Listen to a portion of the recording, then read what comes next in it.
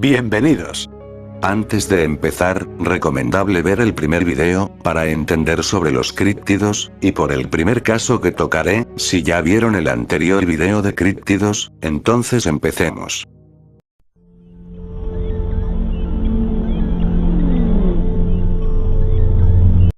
En la anterior parte, hablé del payaso de Sandown, un ser que fue visto por dos niños, una siendo Faye, la cual volvió a ver a este ser en otras ocasiones al payaso Sam. Paul A.T. Wilson, siempre ha estado interesado en el caso de Sam, a menudo tratando de investigar y encontrar a los dos niños originales. Durante 30 años intentó contactar con los niños sin éxito, y en el transcurso del tiempo se encontraba con personas que afirmaban ser Faye, de las cuales no pudo proporcionar mucha evidencia en absoluto. Hasta 2019, cuando lo contactó alguien afirmando que su madre era Faye de la historia del payaso de Sandown, y ella quería reunirse y hablar con él. Paul obviamente era escéptico debido a las malas experiencias del pasado. Pero accedió a reunirse con la mujer. Cuando llegó a su casa, ella sacó una caja y se la entregó. Se incluían los bocetos originales de Sam y los bocetos originales de la cabaña, incluso el cuaderno que Sam tenía cuando lo dejó caer al arroyo, y estaba el escrito famoso: "Soy todo color Sam", estaba incluido en esta caja de su encuentro original. El cuaderno seguía igual, se podían ver las manchas de agua. Ahora contaré lo que Faye le contó al investigador. Primer encuentro.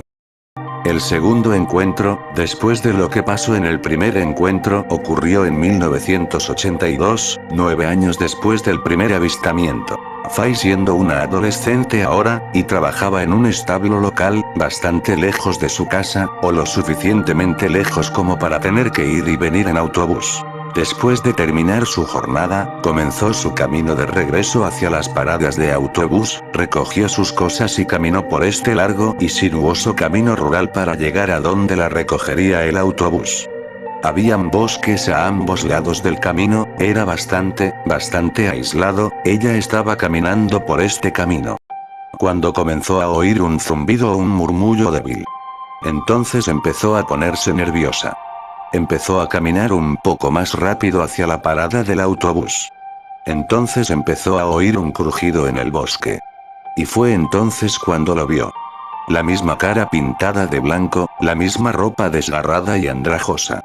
Mencionó que su ropa se veía más limpia y menos andrajosa que antes, casi como si la hubiera limpiado y tratado de arreglarla, pero era Sam. Salió corriendo del bosque con su extraño andar de marioneta, sus extraños saltos como antes.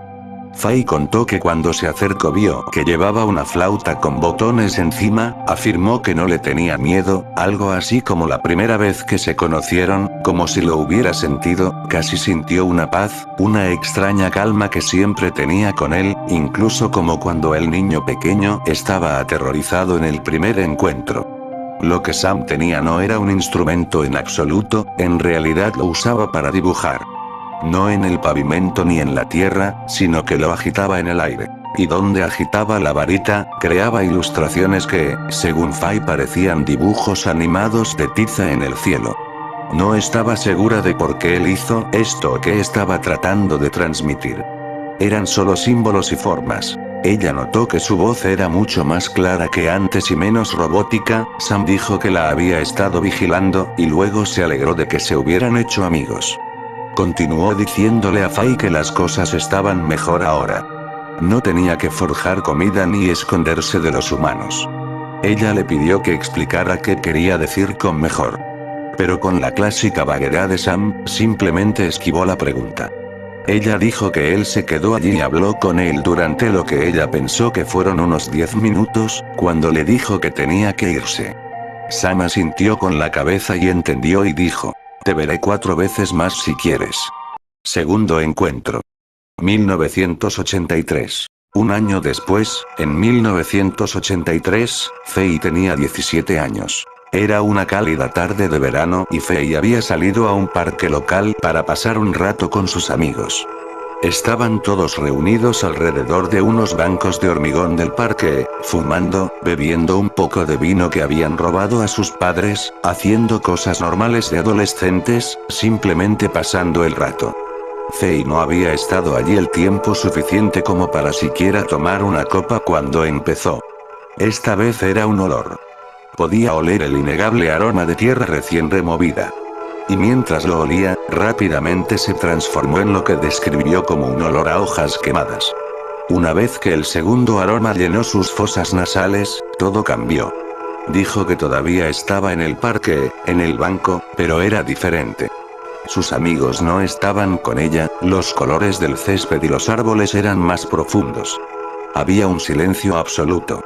Contó que era como si alguien la bajara de la realidad, casi como si dos realidades se estuvieran superponiendo.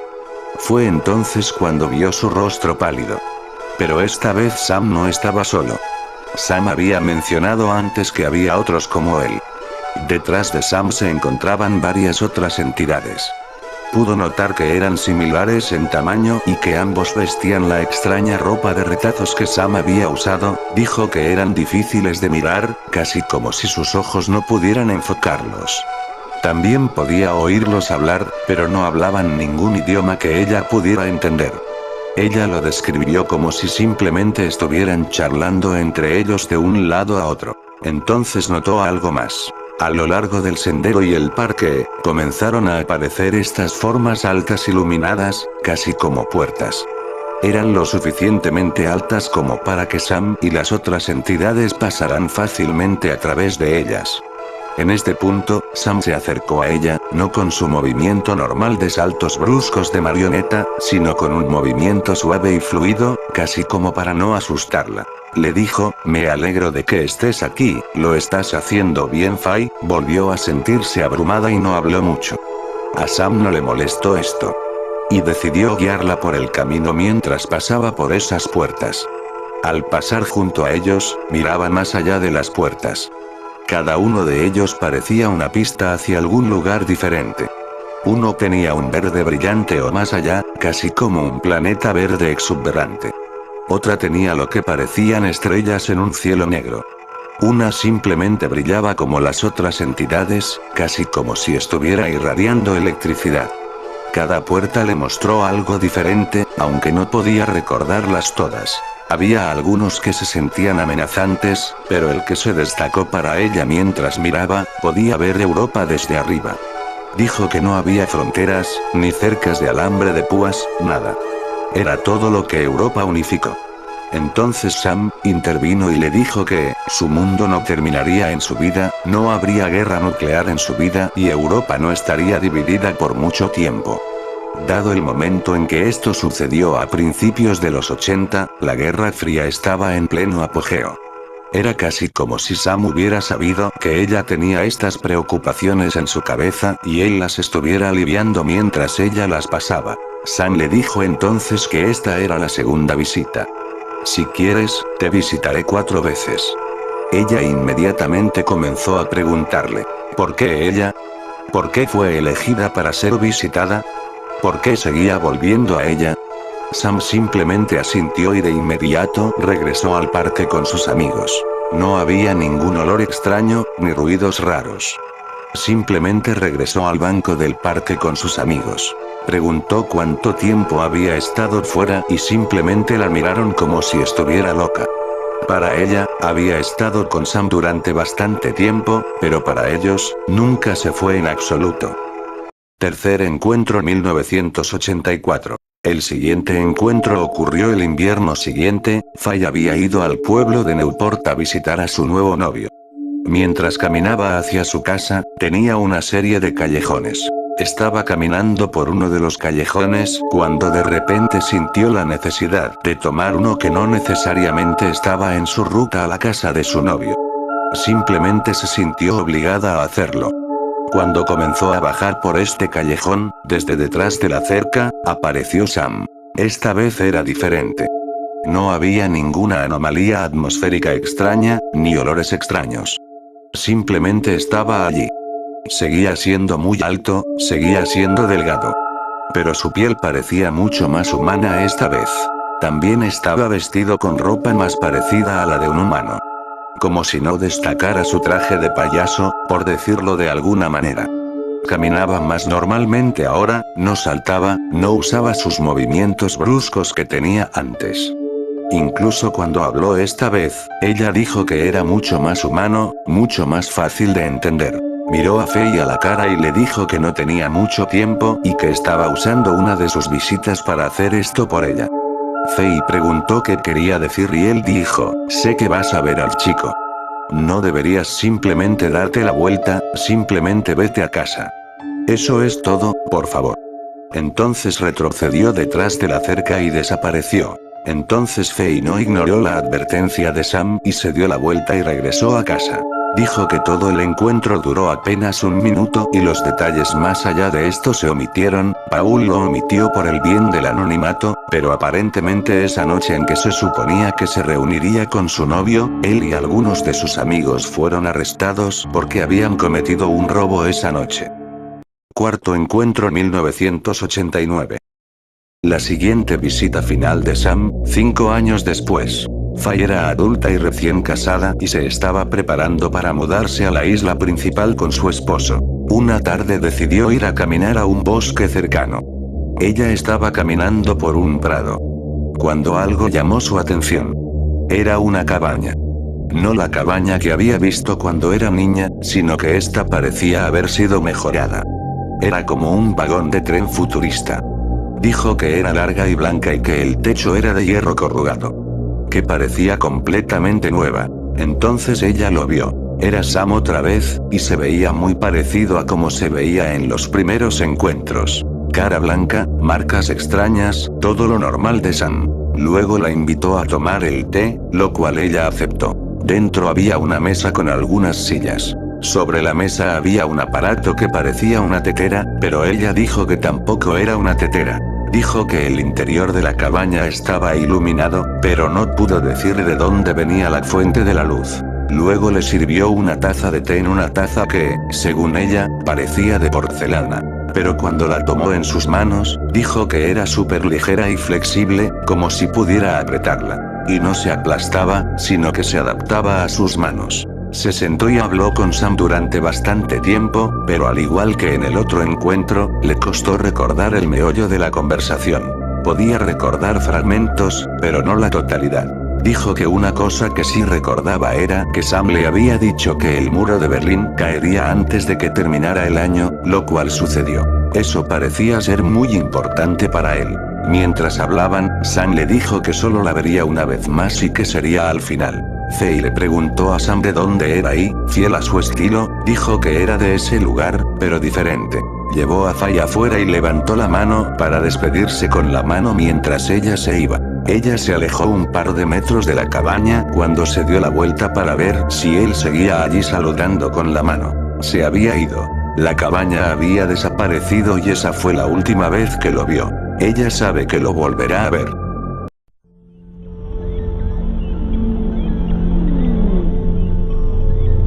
Fresno Nightcrawlers, parecen ser criaturas relativamente bajas, de alrededor de 1,5 metros de altura. Sin embargo, casi todo su cuerpo está compuesto por largas y delgadas piernas, mientras que su torso es extremadamente pequeño. Debido a la mala calidad de las grabaciones, resulta muy difícil distinguir detalles en la parte superior de su cuerpo. El Nightcrawler se ha avistado en diferentes países, Estados Unidos, Polonia, Suecia y Costa Rica. El primer avistamiento de un Nightcrawler ocurrió en Fresno, California, por José. Una noche José tenía una cámara de vigilancia en su jardín delantero cuando escuchó ladrar a un perro. Tras despertarse por los ladridos de sus perros, José observó la cámara donde observó a los Nightcrawler en su jardín. Rápidamente despertó a su hermano para que revisara la grabación.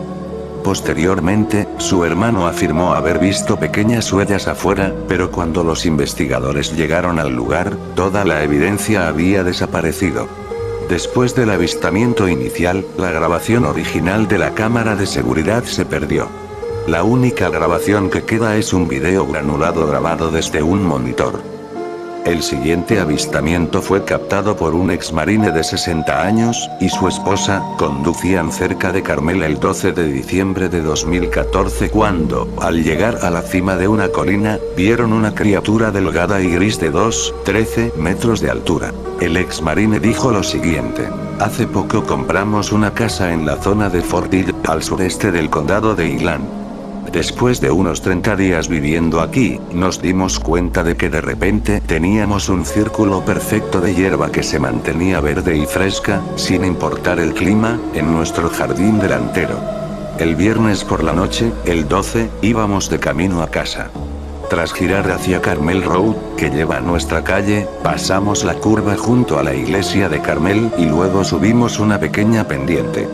Aproximadamente a unos 3 metros de la cima de la pendiente y frente a nuestra camioneta, el extraterrestre cruzó la carretera corriendo y se metió en el bosque. También fueron avistados en el Parque Nacional de Yosemite, donde se obtuvieron imágenes de lo que parece ser otra cámara de seguridad.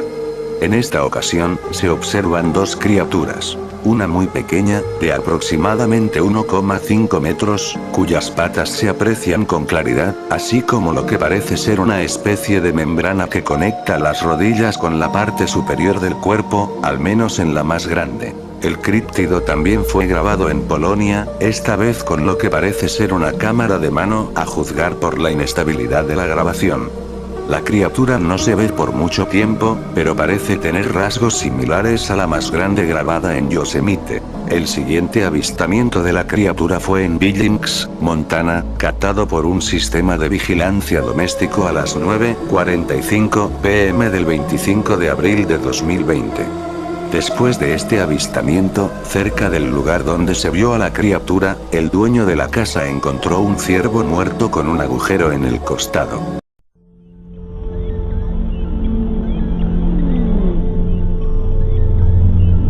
La bestia de Gévaudan fue una criatura responsable de una ola de ataques en Francia durante la década de 1760. Aunque los registros confirmados documentan cerca de 60 fallecimientos, estimaciones históricas sugieren que la cifra real podría exceder los 100 casos. Dada la naturaleza de los testimonios, las representaciones iconográficas del animal muestran una amplia diversidad de rasgos anatómicos, reflejando la incertidumbre sobre su verdadera identidad biográfica. Si hubo un animal real tras la bestia de Gévaudan, este acabó devorado por su propio folclore. Los lugareños, sumidos en el terror, hablaban de un loup-garou, hombre lobo, o de un hechicero capaz de mudar de piel para cazar humanos. La leyenda cuenta que era invulnerable al plomo, una maldición que solo terminó cuando Jean Chastel empleó una bala de plata bendecida. Se ha especulado que era una hiena entrenada por Chastel, pero esto no encaja con la lógica ni con la descripción. Las descripciones de la bestia variaban tanto que la mayoría de los investigadores creen que debía haber al menos dos de estas criaturas, si es que el pánico no estaba llevando a la población a incluir casi cualquier animal grande en estos avistamientos. El color del pelaje de la bestia era especialmente variable. La apariencia de la criatura era un enigma cromático. Los relatos oscilaban entre un pelaje rojizo, a veces surcado por rayas en el lomo o grandes manchas grises, y un manto moteado de blanco y negro, carente de cualquier matiz rojizo. Aunque rara vez se mencionaban colores fuera de esa tríada, rojo, negro y blanco, la inconsistencia era total. Si intentáramos ensamblar un identikit basado en los rasgos más citados por la mayoría de los testigos, el retrato de la bestia sería el siguiente. La bestia es un cuadrúpedo del tamaño de un caballo. A los testigos les recuerda a un oso, una hiena hembra, debido a su gran tamaño, un lobo y una pantera a la vez. Tiene un hocico largo, parecido al de un lobo o un cerdo, con grandes dientes. Las orejas son pequeñas y redondas, pegadas a la cabeza. El cuello es largo y fuerte. La cola se asemeja a la de una pantera, pero es tan gruesa y fuerte que la bestia la usa como arma, derribando a hombres y animales con ella. Quienes son golpeados por la cola afirman que el impacto es de considerable fuerza. Las patas de la bestia son las más difíciles de describir. Algunos dicen que tiene pezuñas hendidas, o que cada dedo termina en una pezuña. Otros dicen que las garras son tan pesadas, gruesas y formidables que apenas se asemejan a pezuñas. La bestia de Gebaudan representa un desafío único para la criptozoología. A diferencia de otros críptidos que cuentan con un rastro histórico de poblaciones estables, este caso carece de precedentes en la fauna francesa. Desde un punto de vista biológico, los individuos aislados son anomalías difíciles de catalogar. Sin embargo, la evidencia apunta a que existieron al menos 2 ejemplares. Esto abre 2 hipótesis fascinantes. La migración de una pequeña manada desde territorios remotos, o que fueron transportadas secretamente o inadvertidamente por humanos. Otra alternativa sería suponer que estas criaturas habían estado viviendo en secreto en Francia desde la antigüedad sin haber dejado huella en el folclore local, lo cual no tiene mucho sentido para una supuesta especie no descubierta. Si la bestia no era un animal común, ¿qué era realmente?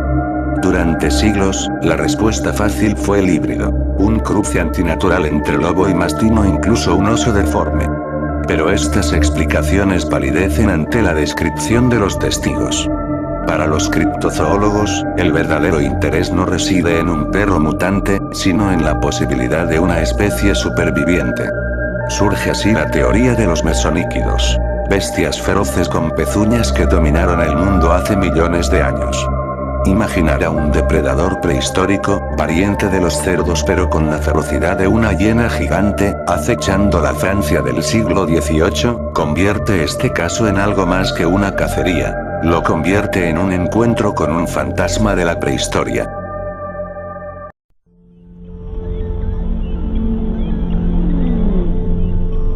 El 3 de diciembre de 2004, en el condado de Mason, varios testigos informaron haber visto una mantarraya voladora. En una noche despejada, después de que un hombre y una mujer partieran de Point Pleasant rumbo a Huntington, Virginia Occidental, la mujer notó un movimiento repentino en el cielo sobre el río Ohio. Era una figura grisácea de alas lisas. La figura describió un 8 frente al parabrisas y desapareció en un instante. Otro avistamiento se reportó en el condado de Randolph, cerca de Black Fork y el río Blackwater. Una mujer y su hija vieron una criatura con forma de mantarraya que se deslizaba sobre o cerca de su automóvil. Las especies de rayas conocidas, como la mantarraya y la módula, son capaces de impulsarse varios metros fuera del agua y planear por el aire durante algunos segundos. Algunas incluso pueden elevarse más de 2,5 metros antes de volver a caer al océano. Lo extraño es que ambos avistamientos ocurrieron cerca de ríos, lo que llevó a algunos investigadores y entusiastas de los críptidos a plantear una inquietante teoría. ¿Y si esta criatura fuera una especie fluvial aún no descubierta?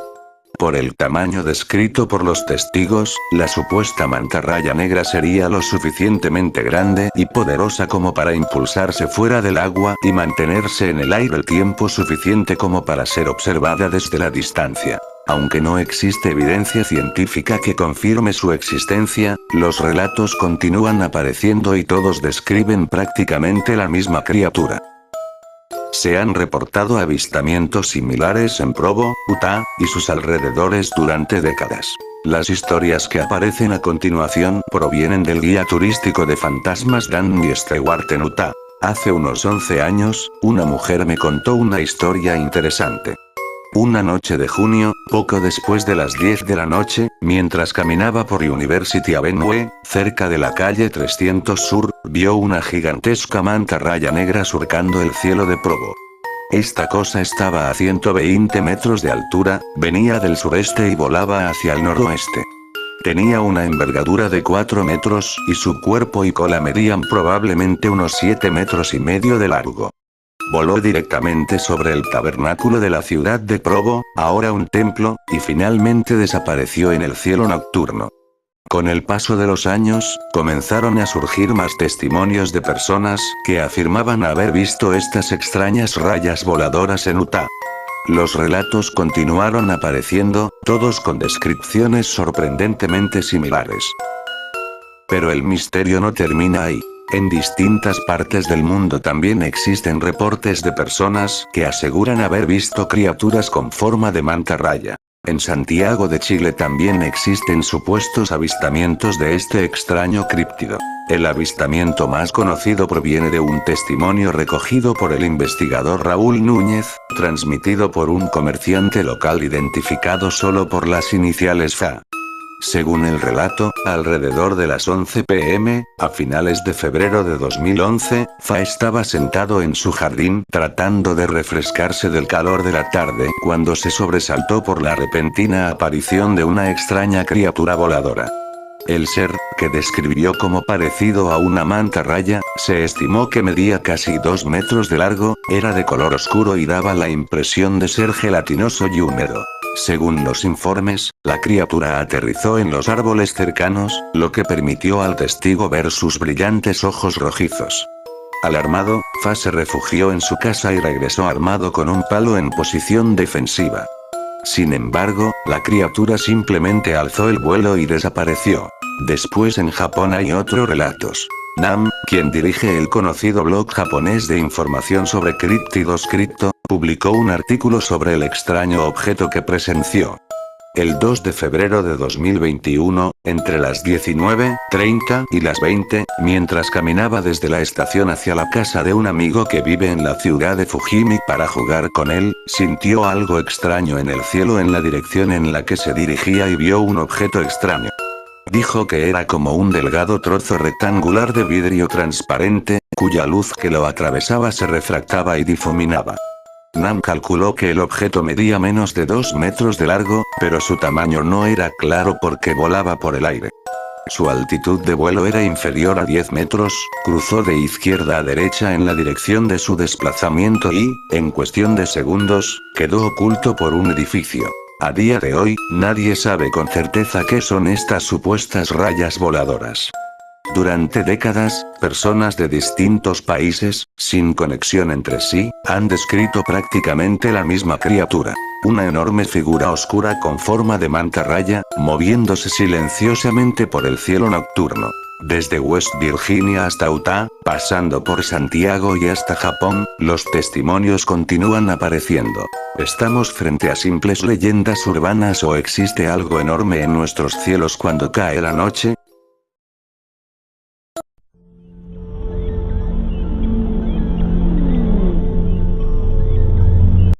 El diablo de Jersey, es una criatura originaria de los Pine Barrens de Nueva Jersey.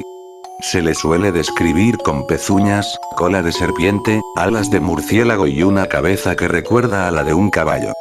Si bien existen numerosas historias sobre su origen, se han reportado avistamientos desde el siglo XVIII hasta la última década. Esta criatura está profundamente arraigada en el folclore y las leyendas de la zona, y aún goza de cierta popularidad en diversos medios. Su origen habla de una mujer conocida como Motel-Lees. Se decía que vivía en una zona aislada y que ya tenía 12 hijos.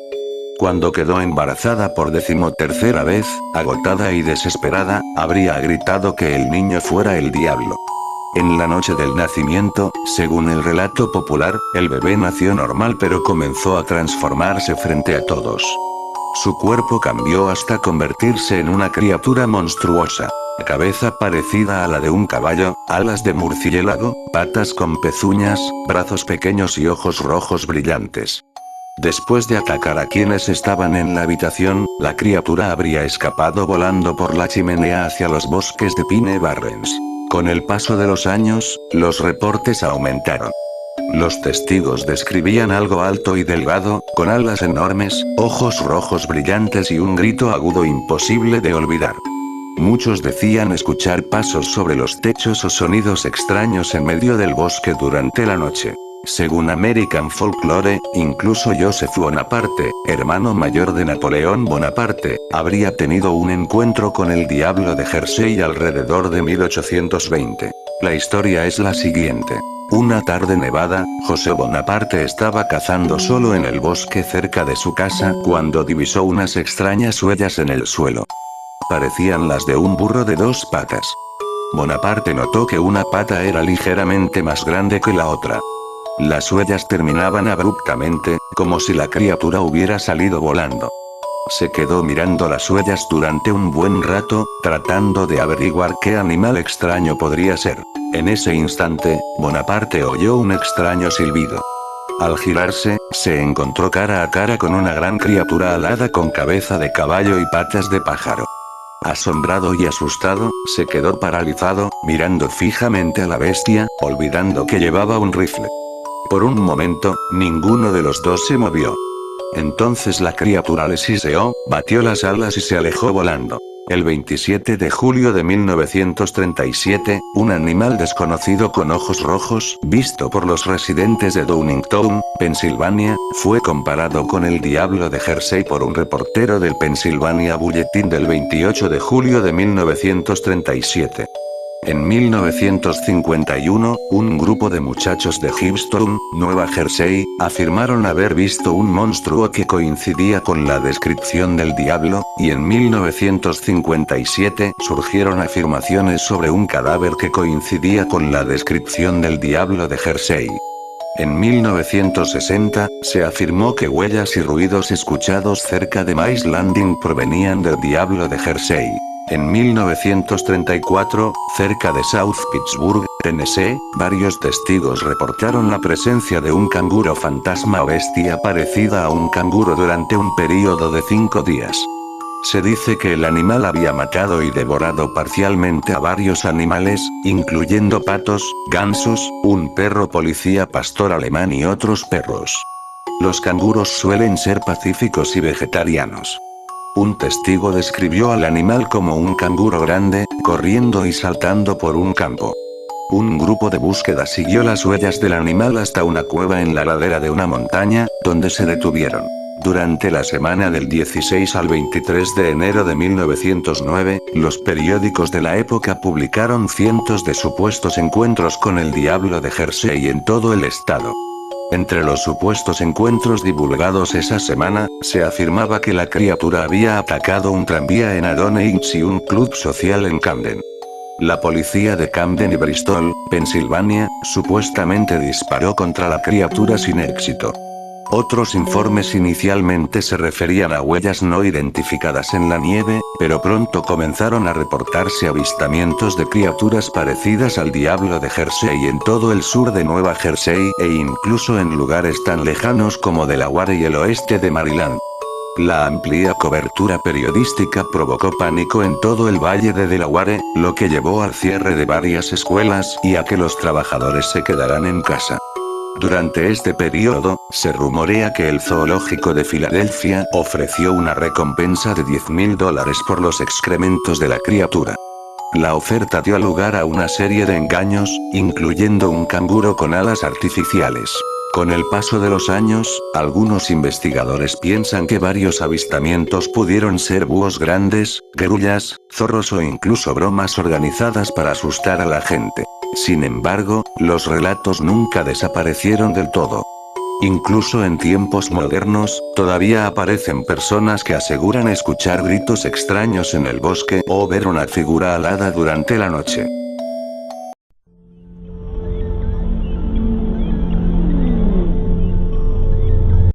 En 1932, el experimentado cazador sueco John Johnson se internó en el valle de Kasai, en el corazón de la República Democrática del Congo, acompañado únicamente por su sirviente.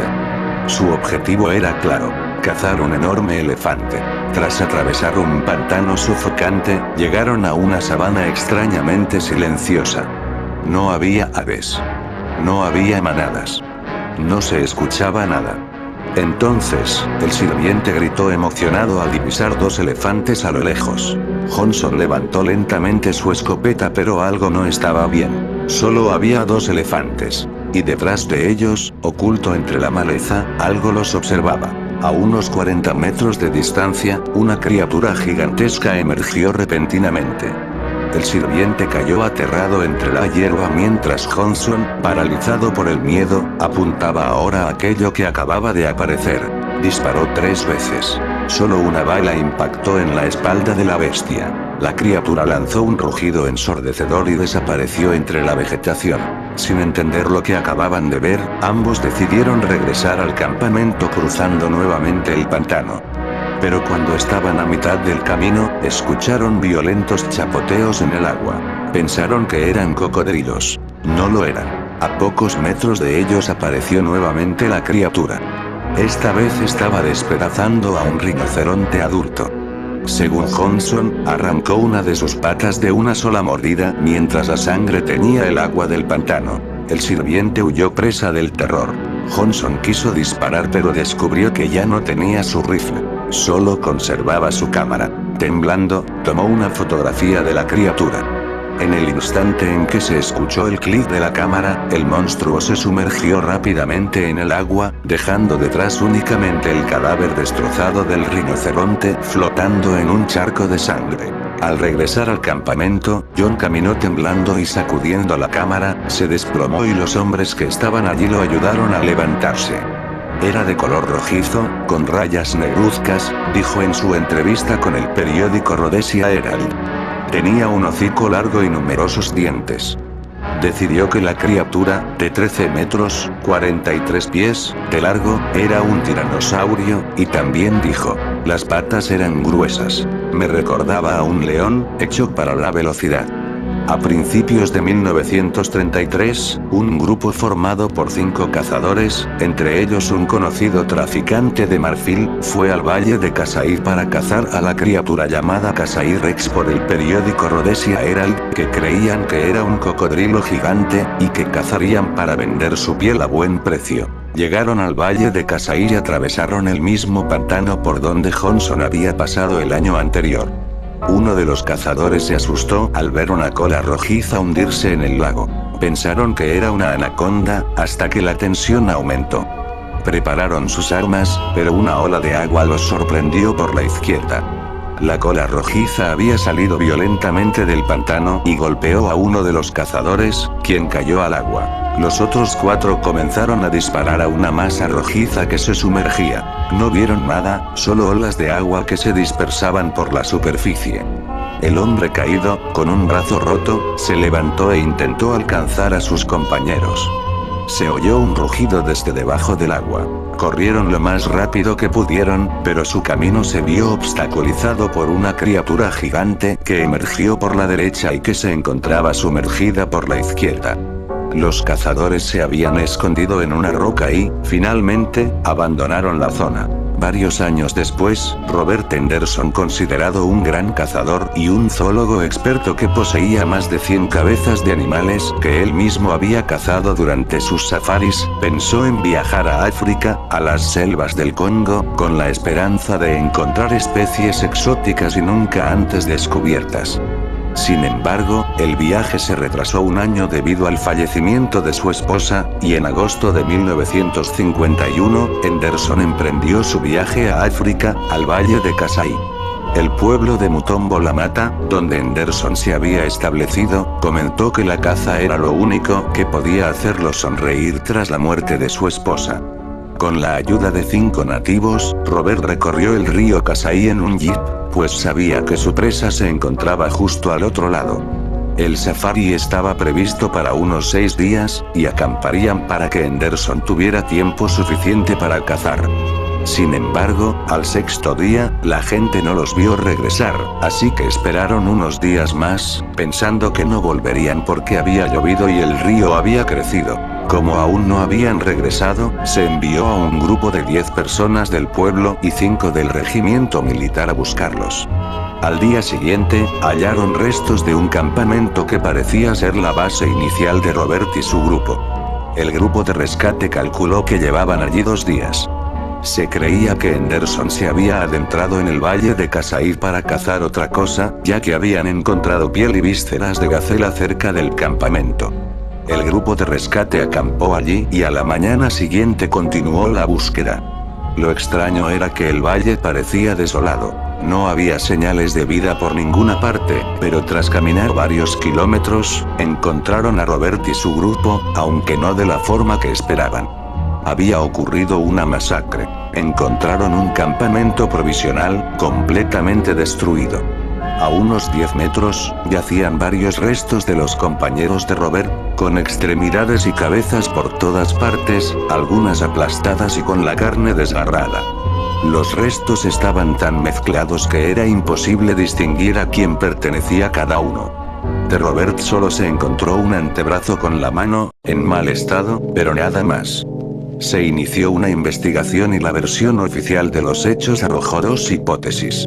La primera era que lo ocurrido había sido obra de cazadores furtivos, presumiblemente traficantes de marfil, pero las marcas en los cuerpos no coincidían con balas ni cuchillos.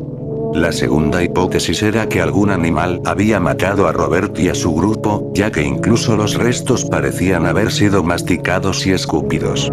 Sin embargo, se habían disparado los cartuchos de escopeta de Robert en el lugar, y aún así, no se encontraron cadáveres de animales cerca. Era imposible que un cazador tan experimentado como Robert no hubiera disparado a cualquier animal que los atacara. Además, no se explicó qué había sucedido con los restos del cuerpo, incluida una cabeza. Tras varios años, el caso se cerró sin una conclusión definitiva. Sin embargo, hubo un detalle misterioso que quedó sin resolver. El equipo de rescate describió que parecía que algo enorme y pesado se había abalanzado sobre ellos y el campamento. Con el paso de los años, la historia del Kasai Rex comenzó a desmoronarse. Aunque durante décadas se afirmó que el cazador sueco John Johnson había contado su experiencia en el periódico The Rhodesia Herald, jamás apareció una copia auténtica de aquella publicación. Los supuestos recortes del diario que circulan en internet, incluyendo el famoso testimonio y la fotografía original, terminaron siendo considerados falsificaciones.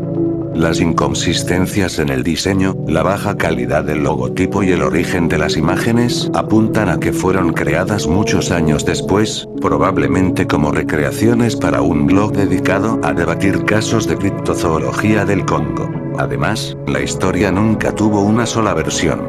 Algunas narraciones afirman que Johnson solo vio a la criatura en la sabana y logró fotografiarla a la distancia. Otras cuentan que el verdadero encuentro ocurrió en un pantano, mientras la bestia despedazaba a un rinoceronte.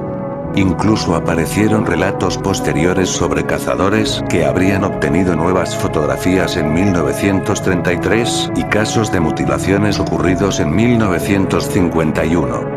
Sin embargo, muchas de esas versiones modernas parecen originarse en vídeos de internet creados con fines de entretenimiento, lo que volvió todavía más confuso el origen real de la leyenda. Las dos supuestas fotografías del Kasai Rex también fueron desacreditadas.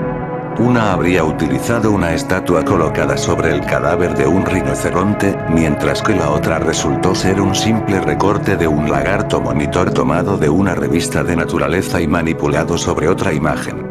Con esto, prácticamente todas las pruebas conocidas del Kasai Rex quedaron descartadas. Aún así, el misterio no desapareció por completo. Algunos entusiastas siguen creyendo que detrás de la leyenda podría esconderse un animal real. África lleva décadas siendo escenario de relatos sobre criaturas prehistóricas ocultas en regiones inexploradas. Historias de animales gigantes, reptiles imposibles y supuestos dinosaurios sobrevivientes han surgido en distintos puntos del continente, especialmente en las selvas y pantanos del Congo.